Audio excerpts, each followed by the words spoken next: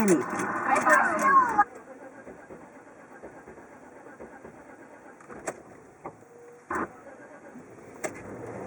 Some other news, Fulper Farms in rural New Jersey is exactly what you'd expect a small dairy farm to look like. A white farmhouse on a hill, a couple of rusty silos. But behind that bucolic facade, there's as much technological change going on as in any American factory. Adam Davidson of our Planet Money team reports on the hidden revolution in the American family farm. Fulper Farms has been in the same family for 5 generations. In Bob Fulper's time, that's Grandpa, back in the Great Depression, it took the family a whole day to milk 15 cows by hand. Today, his son Robert can milk their 110 cows in just a few hours. All he has to do is stick vacuum tubes on the udders and let the machines do the pumping.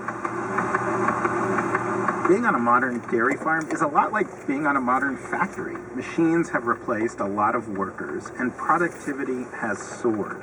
But there is a hidden side to the productivity of a modern dairy farm.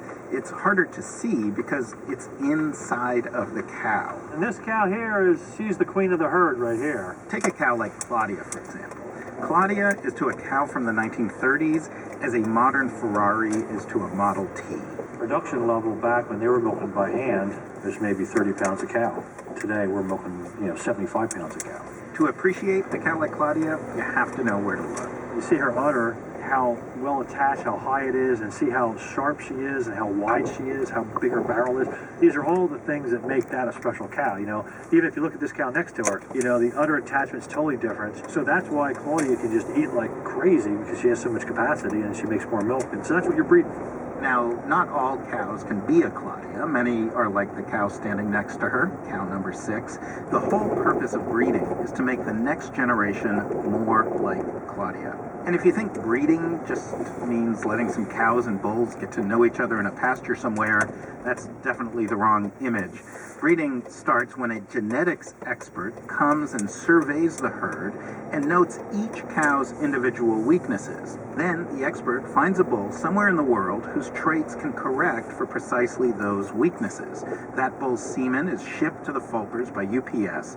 The cow is inseminated, and 9 months later, it gives birth to a calf, which hopefully will have some of Claudia's fine, milk-friendly features. Another reason why there's such an increase in productivity, the way cows are fed.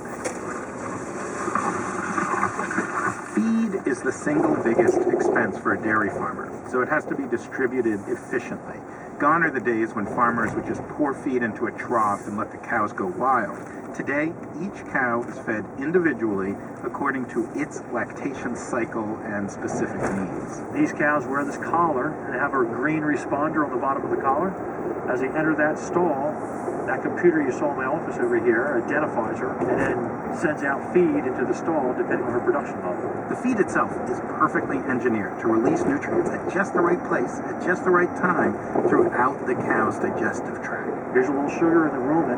We want you to digest that with this really available protein and tie it together so it matches. And then further down the track, we have some roasted beans, which are slow protein release, and that gets tied up with some other carbohydrates or slower digestible energy sources. I'm amazed that humans aren't this advanced. We asked Robert what's driving this innovation in dairy farming. He sounds pretty much like any manufacturer making any product. The free market forced that to happen because either you were going to make a lot of milk and do it quickly and efficiently to stay in business with small margins, or you want to be in business. So it was either do it or don't.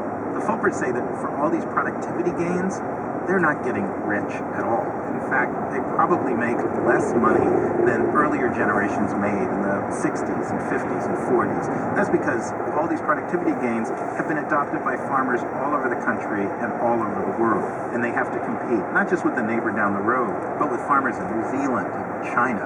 Cow farming has become a much more difficult business. Adam Davidson, NPR News.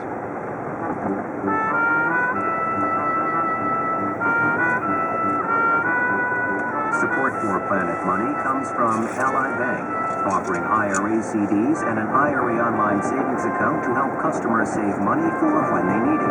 AllyBank.com.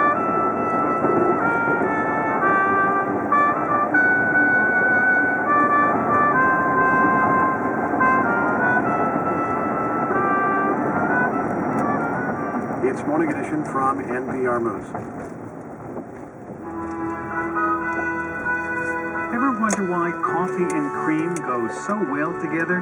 I'm Ira Flato. Join me on Science Friday for a look at the science of taste and how to get more from your next bite. Plus, how closely related are we to gorillas and how exercise can change